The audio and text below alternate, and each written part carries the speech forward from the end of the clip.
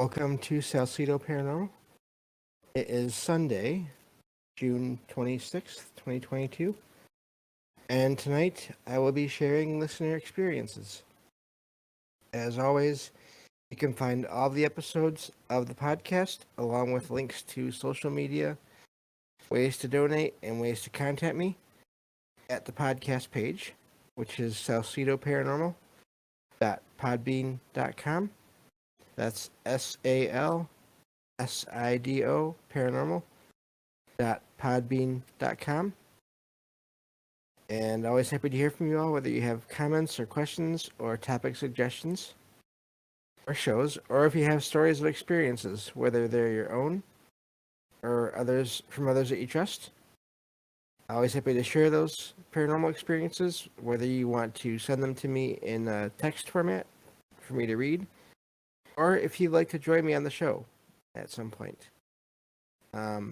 Always happy to have you, and we can always work out different days if the regular scheduled times and dates don't work.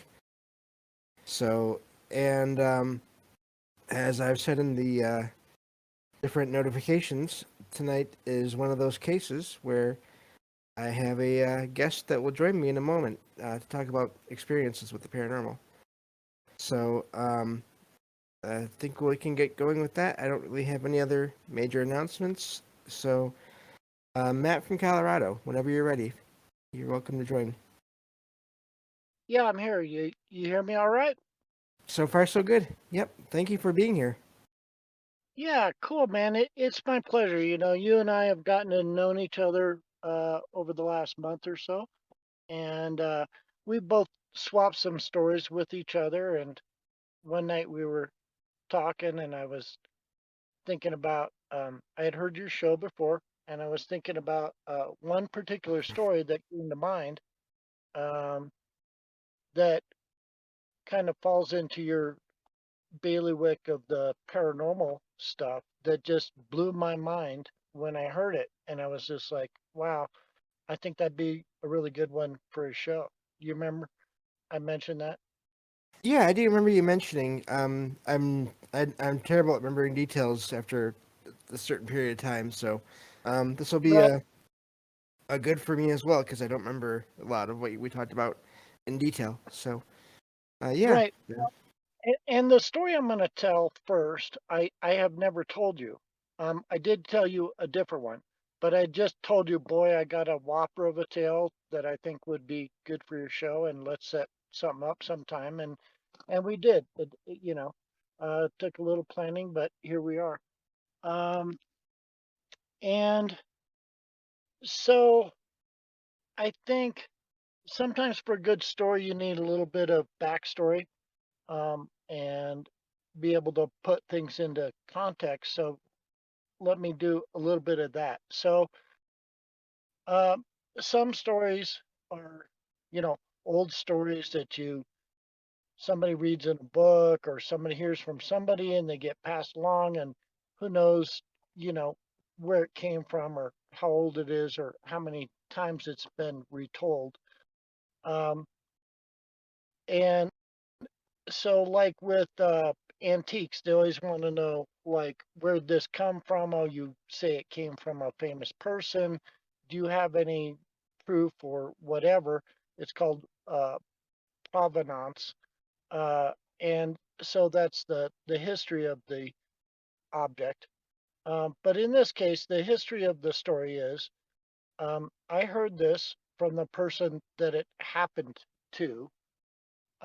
So it's not my experience, but it was told to me directly from the person that was there, witnessed it, and experienced it. So it's for him, it was firsthand. For me, it's secondhand. To you and Right. your listeners, now it's third hand. Um, but it just blew me away. And so this gentleman that I'll call Ryan I had hired him to do some work at my house and repair a ceiling, and I lived up in the mountains, and he had a specialty in the type of work I needed done that I couldn't find anywhere else. So he came from a somewhat distant location and ended up staying at my place for like 5 days and nights to do the job and nowhere else to stay. Um, and I had known him a bit. He was a friend of my brother's, and but I didn't know him very well. So uh, one evening we were sitting out on the deck just after sunset, and I'm starting to try and get to know the guy better, and I'm asking, you know, kind of different questions to feel him out, and um, I would characterize him as not particularly um, overtly spiritual or new age or into a lot of that type of thing. No judgment implied, Hmm. but he was a very open-minded person. He was definitely up on what some people might call conspiracy theories. So he had a very open mind, and but I asked a couple of questions, and somehow we got onto more spiritual topics, and he told me this story.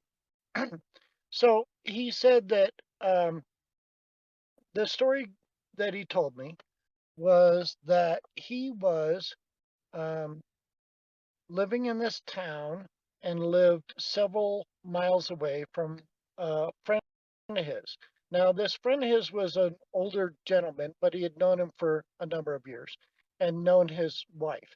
And their house was um, just not really very far off his to his everything like that. Oftentimes he would side them. And so he would do this regularly enough. He didn't call in advance or anything like that. They were usually home. They were an older married couple with no kids. So one um, Sunday, he, he was driving home from work and decided to stop by and pay him a visit and stop by. And now the guy that he was friends with and had been friends with for, I don't know, 5, 10 years. Um, his name was Frank. And so when he arrives at the door and knocks, Frank is not home. And the wife answers the door. And yeah, and she goes out, he should be back to your. Hang And on, he's Matt. One like, moment. okay, I think yeah, your signal was cutting out for just a second there. But yeah. But we'll just give it a second. But okay, we'll try again in just a minute here. Yeah, I don't mean to cut you off, but just sometimes it does that. Um, but yeah, I have no problem with stories from people that you know or people know. So this is fine. But yeah, let's try again now. Maybe it'll be a little better. okay. So before my signal cut out, what was the last thing you heard clearly?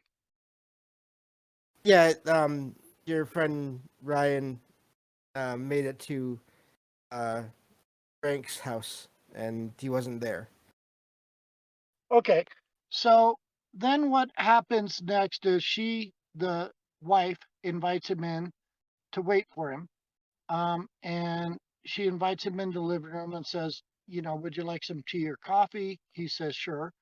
So she goes into the kitchen and starts making the tea or coffee, whichever it was.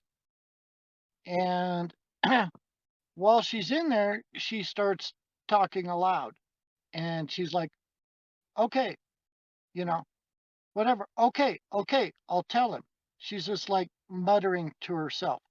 Now, my friend Ryan um, knows that she's very spiritually inclined, and she knows that um, she claims to speak to spirits and ghosts and has done this for many, many years.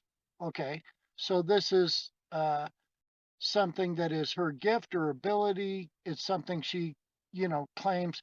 So he's aware of this. So he knows, okay, she's in there like talking to the spirits, right?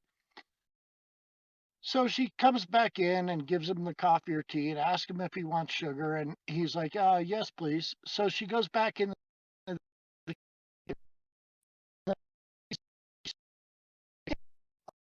I hear you.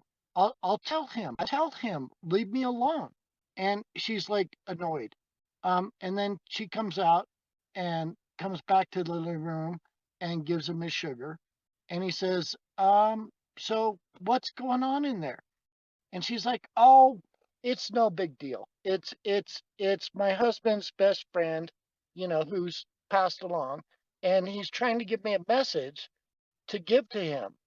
And he's just very insistent, and he just keeps yelling at me and telling me this is really important, and you have to tell him this, and you have to tell him this right away, when he comes home."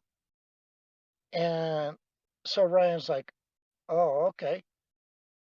So they sit around for another bit, 15, 20 minutes. So finally, the husband, whose name is Frank, comes home. So Frank comes walking in the door and uh, from his day of golf, and um, the wife walks over and says, "Frank, I have to tell you something. It's a message from your buddy Bill, and he is very insistent that I tell you this. He's been on me all afternoon and just telling me I got to tell you this right away." And so Frank says, "Okay, what is it?" But here's the thing. Frank is a skeptic. He doesn't believe in any sort of spiritual things. Now, he loves his wife dearly, but he just always kind of chalked it up to, okay, she's a little bit weird. She's got her thing. I don't believe in it, but he just accepted it, dealt with it, didn't give it any credence, right? So Frank's Right.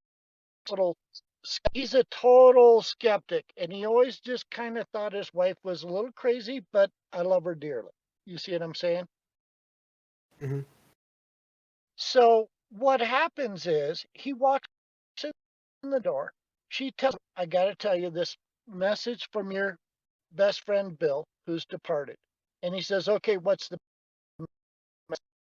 And he said, "Bill said to tell you, hell of a shot on the 15th, Frank. Mm. Hell of a Okay. shot on 15th." Okay, so this is the 15th hole. Okay, so so Bill and Frank, the departed friend, they were always golfing buddies. They'd known each other for 20 years. They were best friends. So as soon as she tells him this, Frank's face goes blank. He turns pale, looks like he's just seen a ghost. His jaw drops. He literally staggers like 4 steps over to the recliner and plops down and grabs his face in his hands and just is sort of like moaning like, "Oh, oh, oh, holy crud." And so the wife says to him, "What, Frank? What's the matter?" And he said, "For the first time in my entire life, I shot a hole in one, and it was on the 15th hole." Oh, wow. Yeah. So he was there. Right? Saw it, apparently. Yeah. Yeah.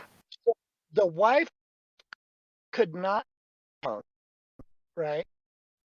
And this is his golfing buddy of 20 years who apparently was there with him, watching him golf, overseeing him, being a guide over his shoulder. Um, and it gave Frank the confirmation, the knowing that he had never had. He had never believed his wife could communicate with the dead, never believed in the spiritual.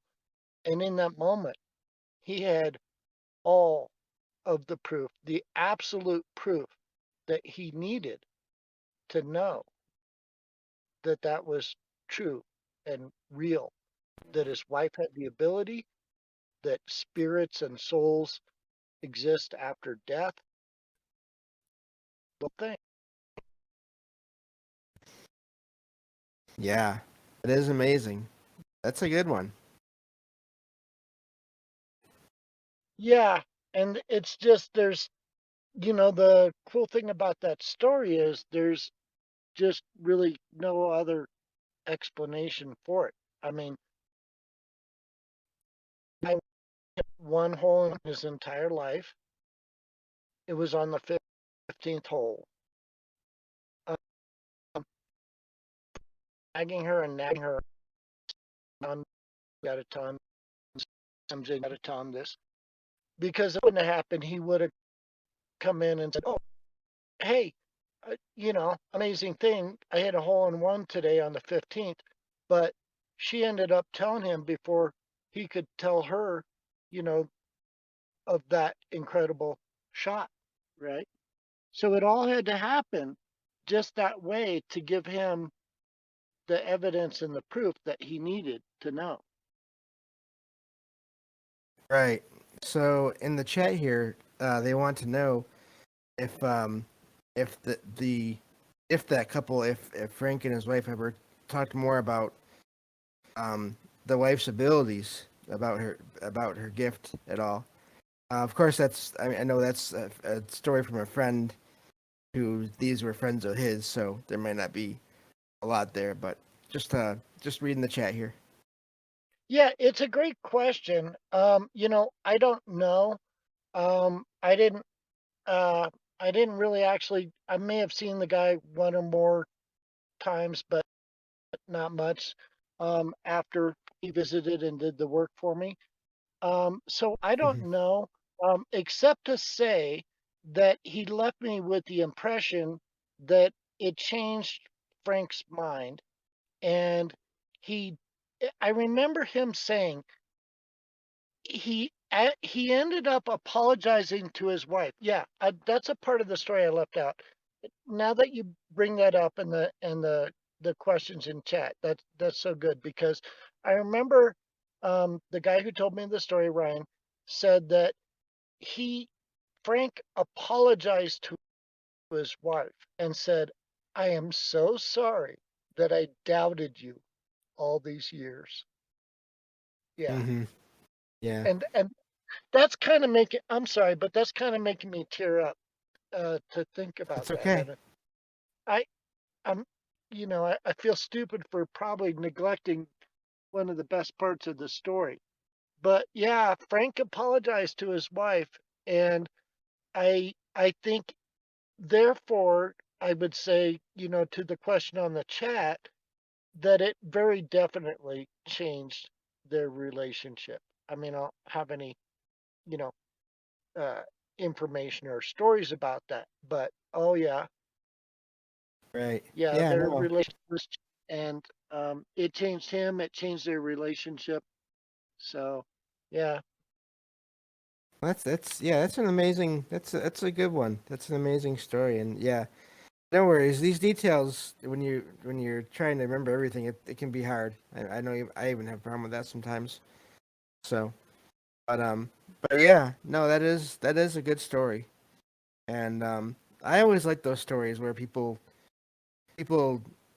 get that kind of confirmation, that kind of proof. You know, those are always some of my favorites. right. Yeah, and sometimes that's what people need because the problem with the let's call it spiritual realms is generally speaking it can be an area that is relegated to belief and faith, and either you believe it or you don't, but where's the evidence, where's the proof? Well, sometimes we get some pretty good proof, and sometimes there's enough of those that stack up to become that you can have other people, all right, well, seems like this stuff is true or real. um, I have another Right. story if you're up for it. that this one's a personal one, happened to me. Okay. And yeah, this one is um so I had the the backstory is that I was doing computer programming on my own as a independent consultant, and I was doing database programming, and I got a job for this company that they had two businesses. One, they did bail bonds processing, and the other was they did process serving, like when you serve people papers. And they had some antiquated software that was also custom written, but it wasn't fulfilling their needs and needed to be updated. And so it was an older type of software, so I had to redevelop it all in a new, more modern, current database software. So this was a long process, and it was a pretty complicated program. Um, so in order to develop that kind of software, you have to understand the business.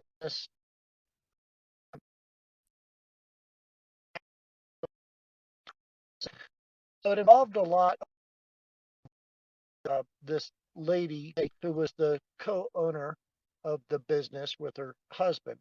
So it was a lot of having to, talk, discuss, sit side by side, have her explain things to me.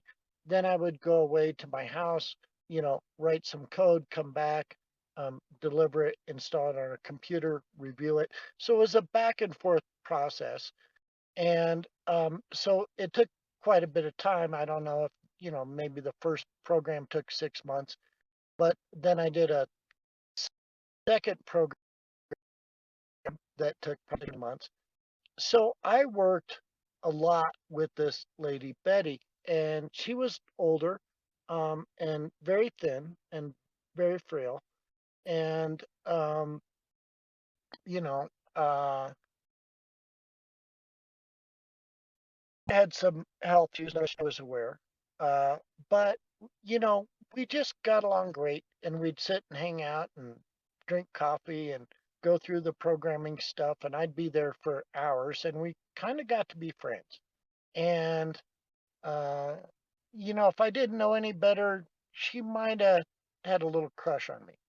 I'm not saying that's true, but I mean, we got along, we were friends. Um, it was clear she liked me a lot. So, and she appreciated me because when I completed the programs and as I was doing them, it made her job easier. It made her life easier. Hmm. It reduced her workload, right? Yeah. So that is the backstory. Well, after I had done this programming, and it was a number of years later, maybe 4 years later, one night I had a dream. And so I hadn't seen her in, ages, years. So one night I had a dream, and Betty came to me in this dream. And I saw her. I saw her very clearly. And she said, Matt, I just want to tell you um, how much I appreciate you and how thankful I am for you Mm. and how much you meant to me. And that was about it. I mean, the dream only lasted a couple of minutes, but I saw her, I heard her. Um, it was very clear. And I woke up the next morning. I remembered the dream very clearly, and I was like, wow, that's weird. So then I think it was 2 days later. Um, I was driving past my house, and it happened to be this couple lived not far from my house. And I saw the husband getting out of his car in the driveway to their apartments. And so I pulled over to say hi. His name was Ron. So I pulled over and I was like, "Hey, Ron, how's it going? How are Mm. you and Betty?" And he said, "Oh, Matt, I'm so sorry to tell you, Betty passed away 2 days ago." Mm-hmm. Yeah. Yep. Um, that's one of those uh, things that happens, and I think happens to a lot of people where departed loved ones, excuse me, um, can pay you a visit, and they come to see you, and maybe there's something like a window of opportunity before they fully transition, where they get to go around and visit their loved ones, say hello, say goodbye, that sort of thing, right? Yeah, definitely. You can find a lot of those experiences if you look around. Yeah. Yep. Yeah. That is amazing. Every one of those is always amazing. I never get tired of those, hearing about those. Right. And the weird thing to me, as much as, I'm a very avid dreamer, I have good dream recall, is as long as I knew her, as much as I work with her, I'm I'm sure I'm like 99% sure I never had a dream with her in it before that. Mm-hmm. And I never dreamt of her.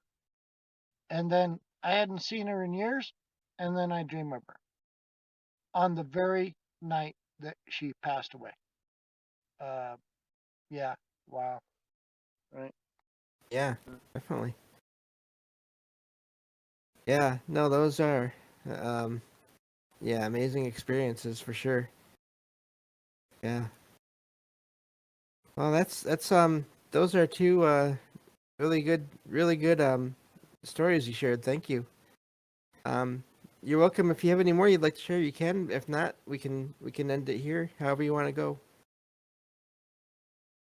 Yeah, I do have one more. Okay. I might have shared this one um, that you were a party to in Discord. I'm not sure if you heard this one, but um, it's sort of along the paranormal ghost lines. And Okay. so I had still have a friend that I've known for a gazillion years, and she had some friends at work that were having basically poltergeist activity and a haunting at the house they were renting. And they had asked her, for help, or if she knew anybody who could help out. And she was like, "Oh, my buddy Matt, I think he's the guy for the job, right?" So, uh, so she comes to me and asked me if I'd be willing, and I said, "Yeah, sure, of course." And so we arrange it, and I go over to this house, and just a small brief background. I'm very sensitive to energy. I can feel it almost like in my body. It's kind of more in my aura, but Mm-hmm. it creates into my body. I can feel it almost in my skin, my hands. So I'm sensitive energetically. Um, and so I go over to the house, and I walk in the front door, which goes into a kitchen immediately. And I'm just kind of got my sensors up. I'm trying to feel the place and detect where the energy or spirit or whatever the heck is going on is located. I walk through the kitchen. I'm not feeling anything too much. I walk through the kitchen. I get to the end of the kitchen, and there's a refrigerator, and I start feeling something. I'm like, I'm getting tingling, a little bit of chicken skin up my back, and I'm like, I stop. I stop at my tracks. I was like, oh, there's a little bit something here. I can feel something here. Now these people had told me nothing, and I told them to tell me nothing. But after I said that, they said, yeah, um, a lot of times the refrigerator will open by itself. You know, it'll Mm. be closed, come in, it's open. We close it at night, we come in, it's open. And I'm like, yeah. So they only told me that afterwards. So then I walk about 2 or 3 more feet. Right at after the edge of the refrigerator is the end of the kitchen, which opens into the living room. So there's sort of a doorway there. There's no door, but it, is about Mhm. as wide as a door. So I step across that. And as soon as I step across that, I felt more intense energy. And I stopped there and I paused. I didn't know if it was still the refrigerator or if it was something different, I felt it. And then I walked all around the living room and I didn't feel too much. And then they took me basically on the tour of the rest of the house. Wasn't that big. We went upstairs. I did, the bathroom up there, the bedroom up there. I didn't feel anything up there. So I'm like, no, there's nothing up here. So I came back down and we go back down in the living room.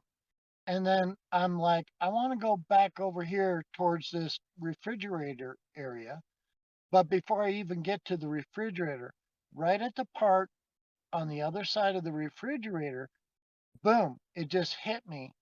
And I felt this energy really intensely, right where I had the first time. And I just stopped dead in my tracks and I kind of looked around and then I looked down and there was this cabinet there. It was sort of like a end table with a cabinet in it that you could, like a door or hutch thing that you could put stuff inside it, but it had Mhm. like a tabletop.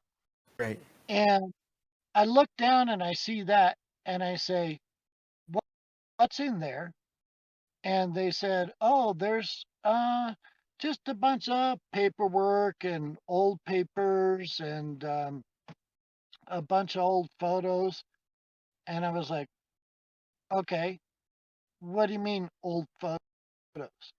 And then they told me that they had been to this estate sale um, and picked up this whole bunch of these uh, different property, but part of it was these old photos that happened to be of the Old West and these Native American Indians. And uh, and they said that they didn't know what to do with them. They thought they should, perhaps be in a museum. They had taken them down to the Museum of Western Colorado and said, "Do you want these, Old West photos, cowboys, Indians, etc."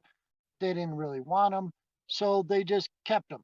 They didn't, they thought they were valuable and important and didn't want to throw them away, so they had just kept them and stored them in this cabinet. And so they told me this, and I'm like, oh no. I kind of knew right away what was going on. And I was like, okay, can you pull those out? So they get in there and pull them out, and we grab the stack of photos and we go out to their little deck they had, and I start going through the photos, and I'm turning the pages of the photos.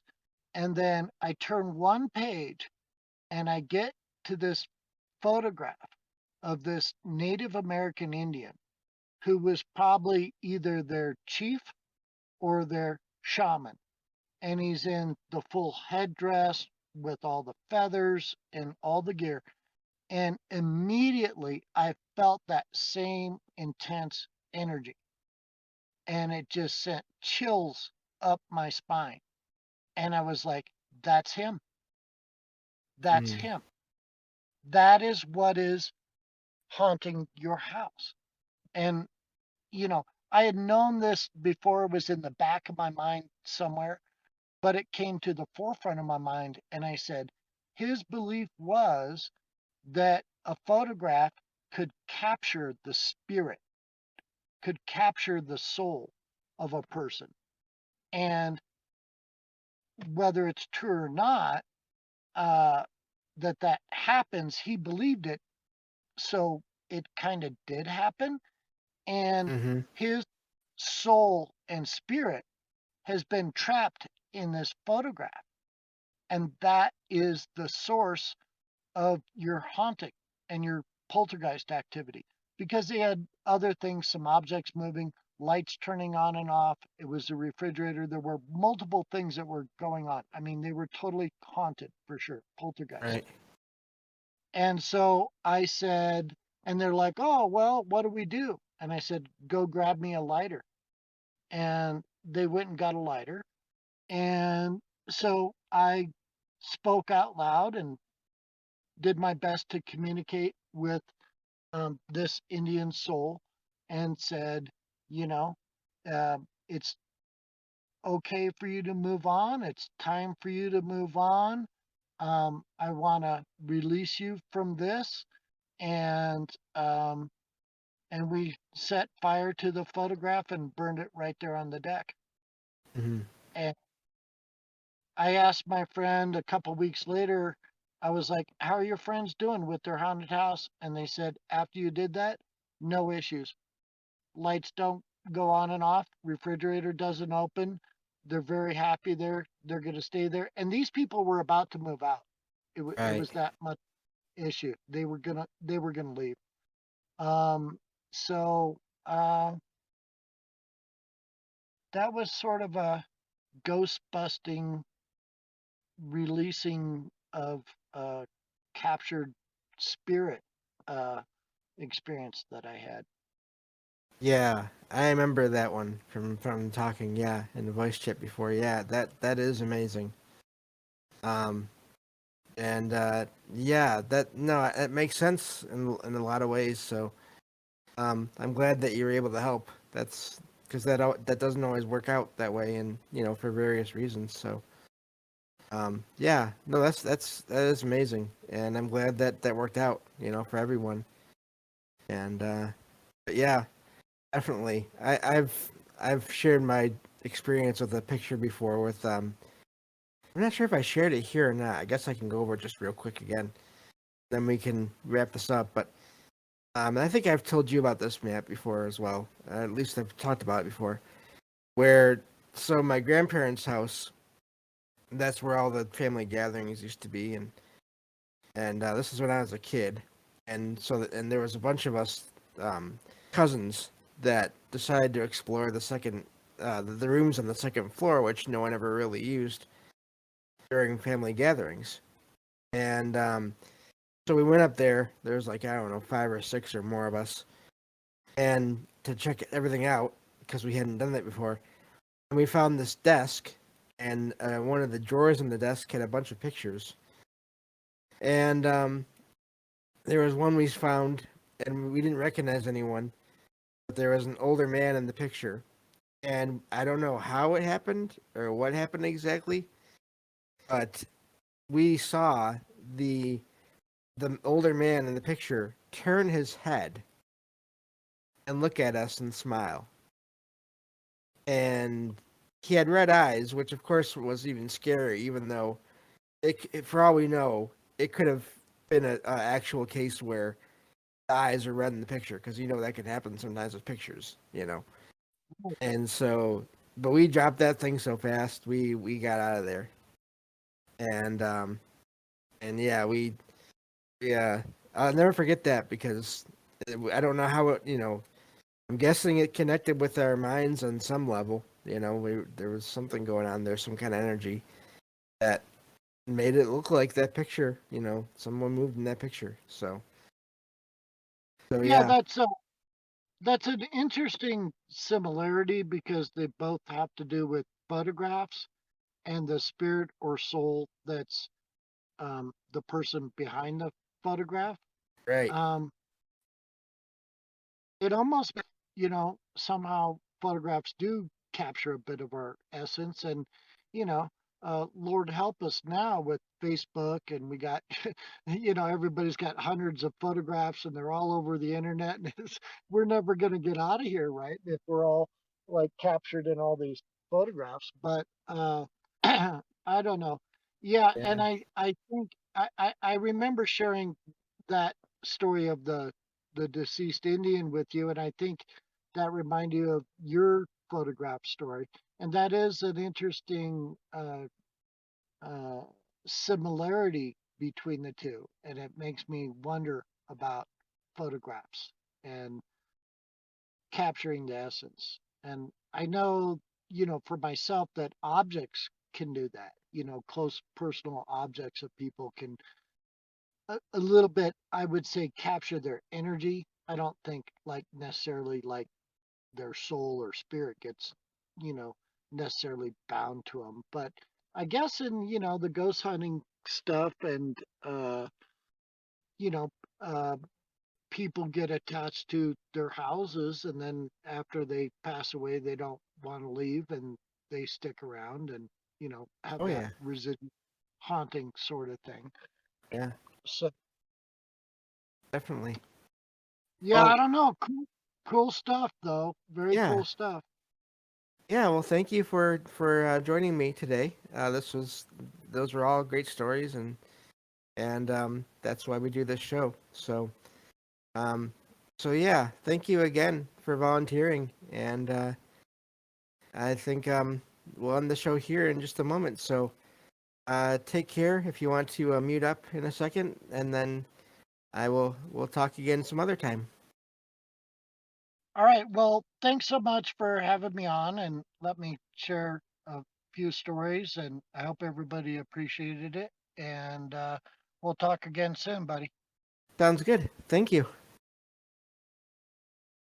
Oh, there we go. So that's another show, and so that's basically it for tonight. Now, Wednesday, I will be talking about haunted transportation centers of different kinds, different haunted train stations, haunted airports, stuff like that. So I've already started the research, of course, a while back, and I'll be doing more between now and then.